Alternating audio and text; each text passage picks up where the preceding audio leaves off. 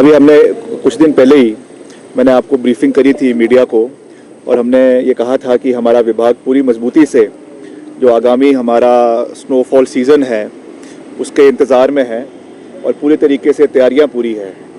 बस ये है कि बर्फ़ नहीं पड़ रही है, तो अब तो सिर्फ इंतज़ार है कि बर्फ़ पड़े, क्योंकि पिछले कल भी हम रोडों के इलाके में थे और बहुत सूखा पड़ गया है।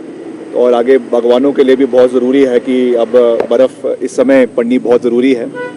ये तो मैं एक लेटर वेन में कह रहा हूँ, मगर वैसे हमारे डिपार्टमेंट ने हर तरीके से तैयारी हम पूरी कर रहे हैं।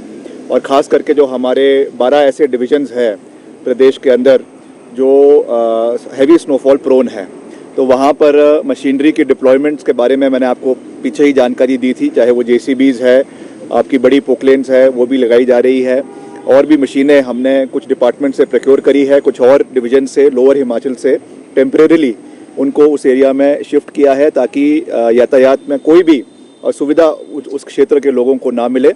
आज उसी कड़ी में एक और मजबूत कदम हमने लिया है।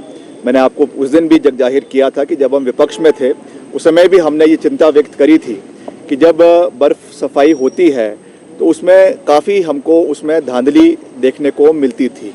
और विपक्ष में रहते हुए भी मैंने कई बार इस विषय को विधानसभा के अंदर रखा, क्योंकि आप देखते हैं कि कितनी क्लियरेंस हो रही है, कितने टेंडर्स जो है वो स्नो क्लियरेंस के लग रहे हैं, कितनी बर्फ़ साफ़ हो रही है, उसकी एक स्पष्ट स्थिति नहीं आ पाती है। और उसकी वजह से कहीं ना कहीं कहीं ना कहीं इसमें स्कोप जो है वो करप्शन का रह जाता है।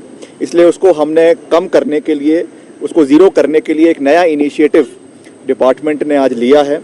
ये एक पहला प्लांट हमारे BNR ने कैल्शियम क्लोराइड का और ब्राइन का जो है यहाँ पे शिमला के अंदर लगाया है, और इससे जो इसका मिक्सचर तैयार किया जाएगा उसको हमारी गाड़ियों के माध्यम से जितनी भी सड़कें शिमला शहर के अंदर है, और आने वाले समय में और भी डिविजन्स में भी इसको हम शुरू करेंगे, वहाँ पे इसको स्प्रे किया जाएगा ताकि इसकी जो हीट बनती है उससे जो बर्फ़ की फॉर्मेशन रोड्स पे है वो एकदम पिघल जाएगी। तो जिस दिन एंटिसिपेटेड है कि स्नोफॉल होने वाला है उसके पहले हम इसको जो है वो सड़क के ऊपर इसको स्प्रे किया जाएगा, और इससे जो है बर्फ़ सड़कों पे जमेगी नहीं। और इसकी जो कॉस्टिंग है वो भी बहुत इकोनॉमिकल है। 500 रुपये प्रति किलोमीटर सिंगल लेन के रूप से इसका खर्चा आता है। इतना खर्चा तो हम जब हमारी बर्फ़ वगैरह पड़ती है तो उस समय जो मिट्टी डालने का लेबर का खर्चा है इससे 2 गुना ज़्यादा हो जाता है शहर के अंदर ही।